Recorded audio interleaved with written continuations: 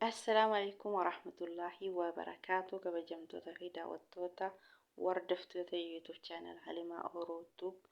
Welcome ashama harka fuunee hundi keessan olaaf biyya keessaa xiqqaa guddaa osoo hin jenne nageenya keessan akka hordoftoota kiyya baga jiraattanii baga yoona eeydanii. Egaa hordoftoota kiyya Oromoon hanga ammaa YouTube channel kiyya jalqabarraa hanga xumuraa na hordofaa turtan galatoomaa galanni keessan dachaa haa ta'u. Akkuma san laayikii godhanii sheerii godhanii sabskiraaybii godhan galatoomaa galanni keessan dachaa haa ta'u. Irra deddeebi'uun naaf jiraadha sanin jedha hordoftoota kiyyaa warri haaraa walleen weelkaam baga gara YouTube channel kiyyaa nagaan dhuftanii isin simadhee jira. Sabskiraaybii godhaa laayikii sheerii godhaa. Horri durallee horri haaraa dhuftanillee akkuma irra seentaniin sheerii laayikii gochuu hin dagatinaa sabskiraaybii godhaa isiniin jedha. Kadura subscribe godhan immoo like share godha akkuma rasentaniin ka haaraa taatan immoo subscribe like share godha isiniin jedha.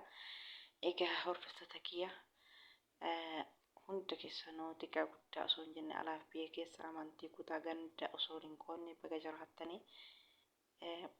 Viidiyoon kee kanarra qabadhee dhufee waa'ee Mansuur Jamaalii haadha manaa isaa Caaltuun walitti araaramee jira. Baga araarame. Seenaa isaa maaliif akka irratti wal lolanillee maaliif akka irra wal lolanii sadarkaa sanii wal gahanillee dubbatee jira. Isilleen immoo maaliif akka kana goote dubbattee jirti. Amma araaramanii jiranii baga araaramanii inni akka barbaadde na ajajjee na bulchuu barbaaddi akka feetetti na ajajjee na bulchuu barbaaddi jedha. Isiin immoo shamarran biraa dubbisaa sababa kana wanni kana godhee poolisii itti goositti waama jedheeni asin durallee manatti ukkaamsi mana dhoorgee mana hidhee fi sababa kana isiin kana dhiira irraa dhoorganii hin danda'anii isilleen kana irraa dhoorguu fi dhugaadha. Haati manaa takka yoo dhiirri shamara biraa laale shamara biraa dubbisanii naafti. Kanaaf bultii namaa kaayoo namaa wanti nu galchu hin jiru. Maaliif dubbii keessan miidiyaa irraan baasinaa waa'ee mana keessanii waa'ee jireenya keessanii innis akkuma san anarraa baradha anarraa muuxannoo fudhadhaa jedhee Mansuur Jamaal bichaa osoo hin taane namoonni hedduu waa'ee bultii isaanii waa'ee jireenya isaanii fidanii miidiyaa tiktookii jaarsummaan gayatanii dur jaarsummaan ajaa'iba. Dur jaarsummaan haadhaaf abbaa ofii firoo ofii hiriyaa ofiitti himatanii furmaata godhanii jechuudha. Kabara kana jaarsummaan isaa miidiyaa tiktookii kana malee hin ta'u jechuudha. Xiqqaan guddaan haadha manaa isaatii wal lole taanaan dubbii fuudhee sooshaal miidiyaa irra fide jechuudha.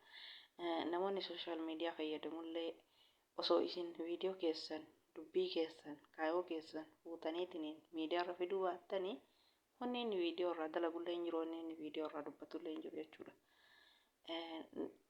Namni wanni mammaaksa aarsii tokkotu jira. Maree namichi tokko namicha wayii hiriyaa isaa haa ta'u fira isaa haa ta'u dubbii wayii misxiruma manaa itti hime. Abbaa waan akkana sitti hima nama tokkotti himinii jedhee itti hime.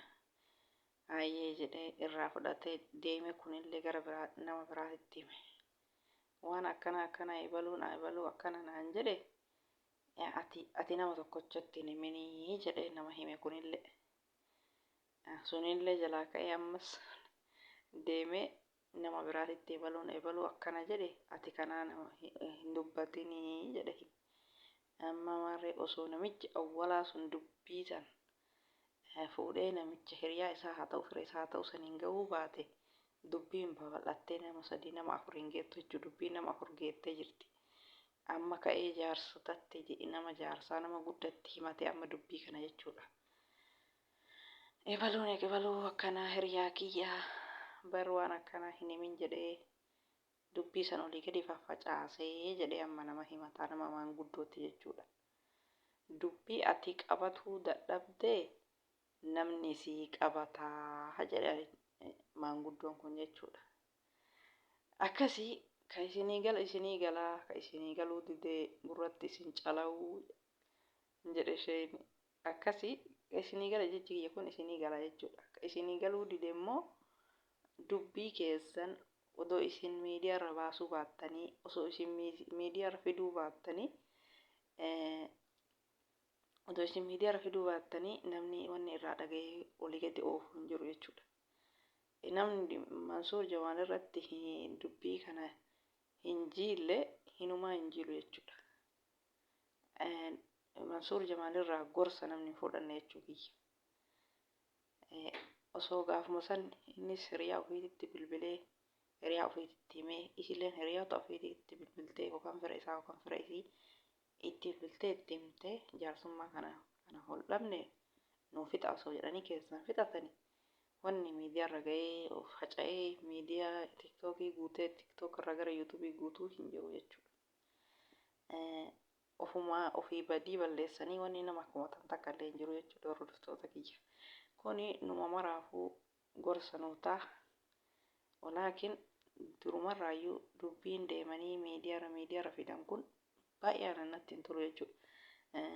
Reedii Adam argitanii waaniin dubbiin isaa hoggaa lama muluu ajandaa isaatii Ustaaz Muhammad Bayaan naannoo ji'a 3 dura moo ji'a 2 dura ajandaan isaa dhumatuu didee ji'a 2 irraa gadi bu'uu didanii halkanii guyyaa waa'ee isaa miidiyaan marti waa'ee isaa haasaa osoo inni jalqabumarra waa'ee kaayooman isaa miidiyaarra fiduu baate wanni dubbiin hagana faca'ee miidiyaa mara wal ga'ee bakka mara faca'ee kun ittiin ashoofaa kun ittiin kolfaa waan hedduu irratti dubbatanii viidiyoo bakka hundaan faca'u jechuudha.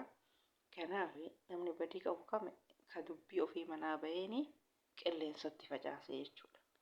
Miidiyaan odoo isin mistira keessan kaayoo bultii keessanillee gadi baatanii miidiyaarra fiddanii jechuu baatanillee waan dalaguu hin dhabuu jechuudha. Miidiyaan ka ta'uuf keessumaa ijoollee mana namaa keessatti rakkatan ka biyya namaa dhufan ka mindaa isaanii dhoorgatan ka nama dhibame nama beela'e nama rakkate miidiyaan kana gargaaruuf olii gadi facaasuun barbaachisaadha. Maaliif tokko yoo qabaataa ta'e tokko dhabaa yoo ta'e ka gargaaru hin dhabamuu jechuudha. Tokko yoo sheer godhe tokko ka duniyaa qabu nama san argee ni gargaaraa jechuudha. Miidiyaan ka fayyaduuf nama akkanaa kana nama ijoollee miidhama ijoollee keessattuu mana madaamii keessa miidhamtu rakkoon adda addaa darartiin adda addaa irra ga'uu jechuudha.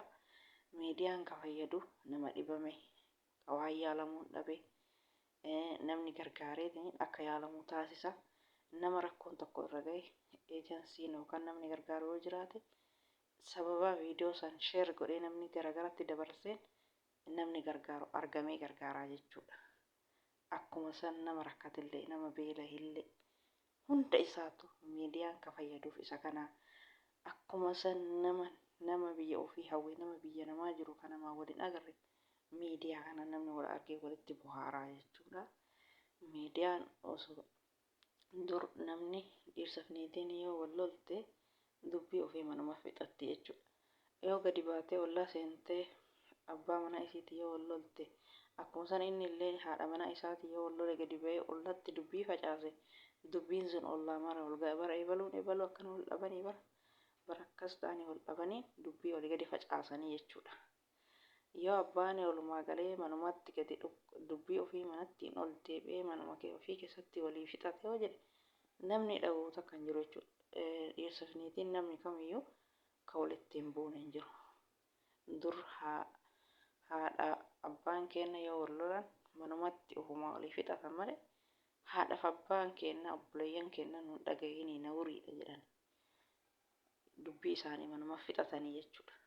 Miidhamullee miidhamtullee manuma fixatanii jechuudha. Ammaa jaarsummaan isaa tiktookii jechuudha. Kanaaf namni gorsa kanneen namoota asiin dura miidiyaarra dubbii isaa fidee dubbiin isaa ji'a 2 ji'a 3 irraa faca'a. Xiqqaa guddaan laayivii banatee irraa haasa'u kun gorsa hin taane hinumaa gorsa hin ta'u jechuudha. Kanaaf isaanillee bakka walitti deebi'anii nama dhiirsaaf niitii gargar beekamu rabbi walitti haa deebisu.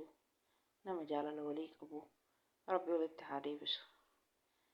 Nuti bultii namaa ittiin gallu ittiin jiraannu jechuudha. Isaanillee ofii jiraatanii jireenya mataa ofiitiif jiraatanii jechuudha.